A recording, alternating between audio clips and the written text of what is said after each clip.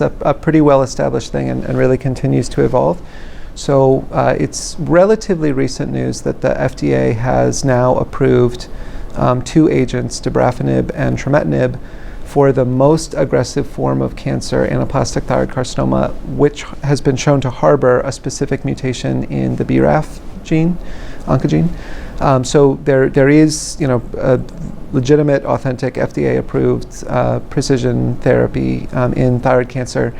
Another example that doesn't necessarily depend on molecular diagnostics at this point is medullary thyroid carcinoma. There are targeted agents that interact with the RET oncogene when medullary carcinoma has metastasized to distant sites, but at the current stage, that doesn't depend on molecular findings.